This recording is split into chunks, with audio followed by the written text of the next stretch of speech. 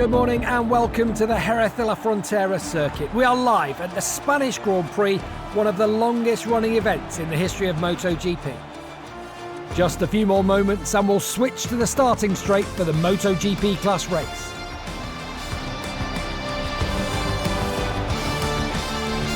It's been a long weekend, but we finally reached the moment everyone's been waiting for. Just a few more minutes and the race will start.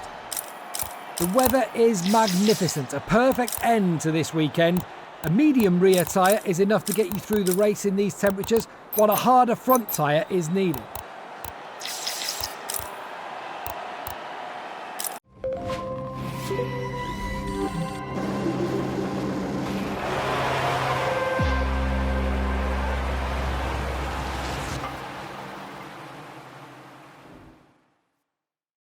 Here's your starting grid then for the Spanish Grand Prix. Aleix Espargaro goes from pole with Jack Miller and Jorge Martin. Ora has work to do from P16. He's joined by Raul Fernandez and Cota winner Alex Rins. Bradle is on row 7 with Mir and Augusto Fernandez for company, and Folger and Marc Marquez's replacement Iker Lecuona complete your grid. The lights are about to go out. Pecco Bagnaia is starting from the front row thanks to that pole position from yesterday. All hell will break loose in a few moments.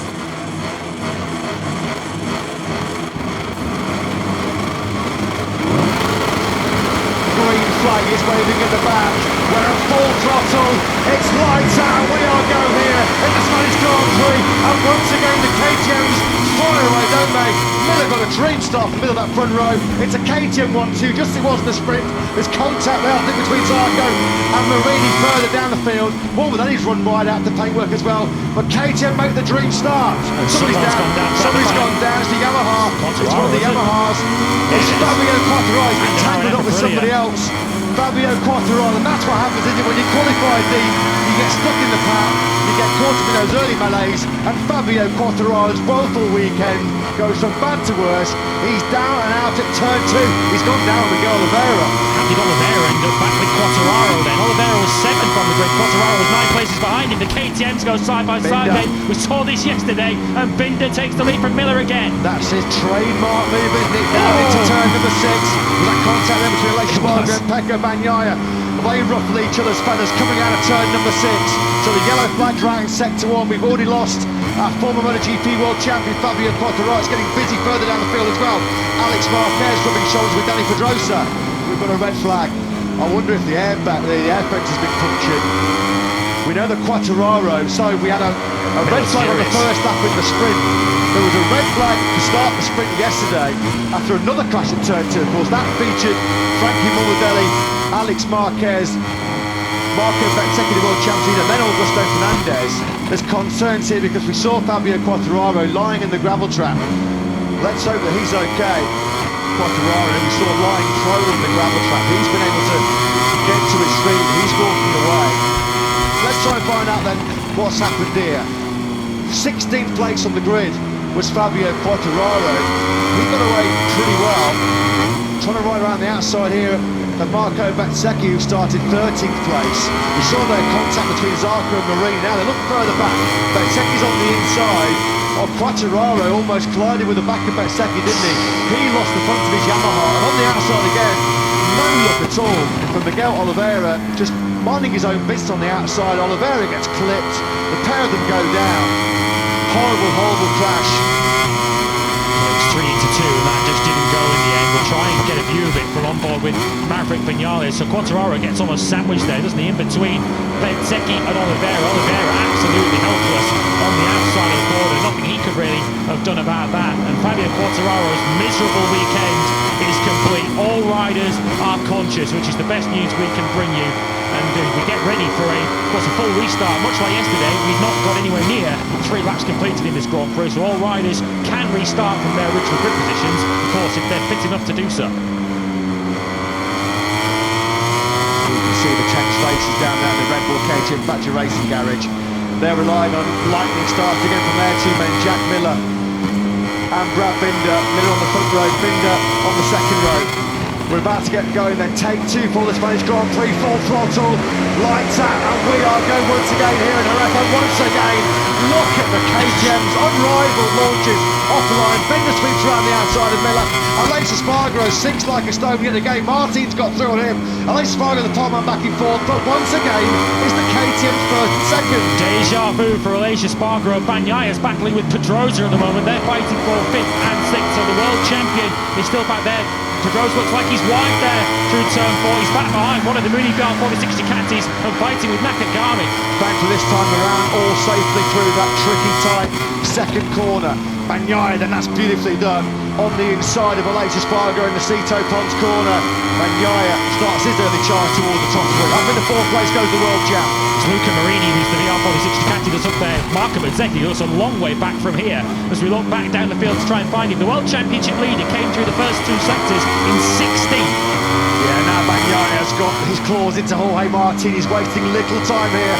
Precious time getting towards the 2 KTMs. He doesn't want those two to start breaking away. Bagnaia on the inside of Martin into turn number 7, already up in the P3. Credit to Fabio Quartararo. He must be in pain, but he's up 5 places into 11th place. Of course, one of those is courtesy of Oliveira's absence from this restart. As we've now got a crash, it looks like Alex Rins has slipped down the tiny screens. The Kota winner doesn't look like he's completed the first lap here in Jerez. Yeah, crashing back down to earth with the biggest of bumps as the Alex Rins had a nightmare start for the LC Honda man. He's already out of this Grand Prix now. And Bagnaia, he was thinking about a move there, was on his former Ducati colleague Jack Miller. There's no way through. They concertina together now in that final corner. We're about to complete lap number 24 then in this restart this Spanish Grand Prix. Binder leads it from his teammate Miller. On the inside comes Danny Pedrosa launching a raid on Marini. He's in way too hot. They might lose another spot there. Pedrosa, he does. Zarco comes through. I'm not sure they will have known themselves, and when Fabio Quartararo left the pit lane, here comes Martin then up the inside of Pecco Bagnaia. Lovely move from Martin, who had high confidence coming to this one. Bagnaia though fights straight back into 3rd place. Proper Ducati duel this, isn't it? Martin now will have the inside line. Coming through the Cribbio corner, he can't find a way through. That was super close.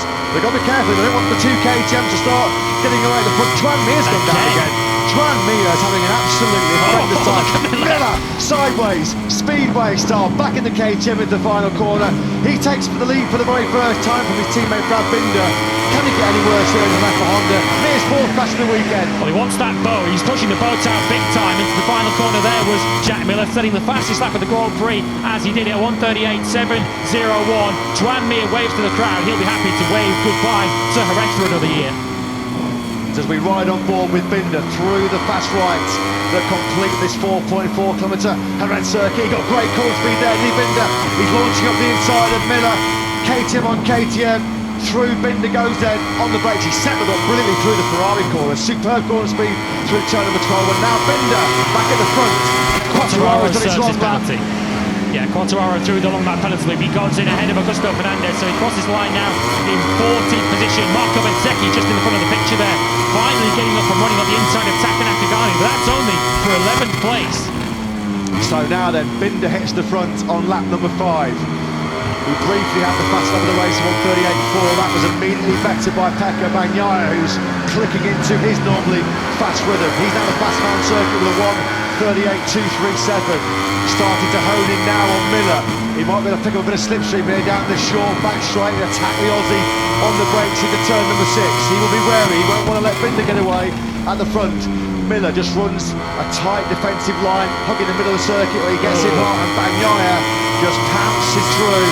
In fact, well, those two are really good. Well, I think Miller was just angry that there was a bit. I think Bagnaia got through obviously a little bit too aggressively, put his hand up to say sorry to Miller, and Miller was very frustrated. Those two, of course, are a very close, harmonious relationship as factory Ducati colleagues. I think they briefly over. Well, Miller was very angry when the race got red flagged earlier on. I think he needs to just calm down at this stage because he slowed himself down there coming out of turn 6. Let's have a look then as Miller goes slightly wide as he slides it in to turn 6. Bagnaia sees the opportunity, goes right through the side of Jack Miller. An immediate apology, and Jack Miller with a wave of the hand. I don't think that was an apology accepted. That was an angry gesture from Miller.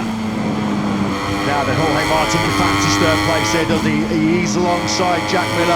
Oh, Aleix Espargaro's going really wide. He's in downtown Jerez there, Ilya Spargo. So Martin using a bit of that Ducati poke there. Fabio Quartararo, dearie me, incorrect long lap penalty. He's got to go back in. Did he just take a little bit of a shortcut? Was he just slightly on the wrong line or outside the white? Last lap underway then here of the Spanish Grand Prix in Jerez. Banyaia leads it, Binder in second place. I think Miller might be out of the equation in terms of the win. It looks like he's going to hang on for back-to-back podiums here though in the Spanish Grand Prix. Banyaia will feel he just has to keep it neat and tidy on this final lap because he's obviously got such great speed from that Ducati. He needs to be good out of turn 5 to make sure he gets the run down the back straight, not allow Binder to within closing distance into Daniel Pedrosa corner, and then be neat and tidy and clean through those fast right-handers at the end of the lap. He can't allow Binder to get up behind him into that final corner. Well, Binder beat Banyaia yesterday in the sprint, didn't he? Is it going to be roles reversed at the end of this Spanish Grand Prix? This is where Binder has been so good. He again pushes that Michelin front tyre to his absolute limit, right on the ragged edge there, wasn't he? Binder taking massive risks here to try and win this Spanish Grand Prix, as you knew he would do. But this is where Banyaia has been strong in these last 2 sectors. There's a couple of bite lengths between them. Here comes Binder though. Is he going to attack on the brakes into turn number 9? This is all building up, isn't it, to a final corner showdown. We've seen it so often in MotoGP. Duan Crivier, Rossi Gibernau, Lorenzo Pedrosa, Lorenzo Marquez. Is it going to be Banyaia and Binder in 2023? They come through the Crivier corner. Here we go then now. There's going to be 1 corner left. It's all or nothing now for Brad Binder. He stakes the KTM sideways. Banyaia though, brilliant on the brakes. Pecco Banyaia surely will have it coming out of the final corner. Pecco Banyaia, he wins the Spanish Grand Prix here in Jerez. Brilliant performance by the world champion. It's a sprint.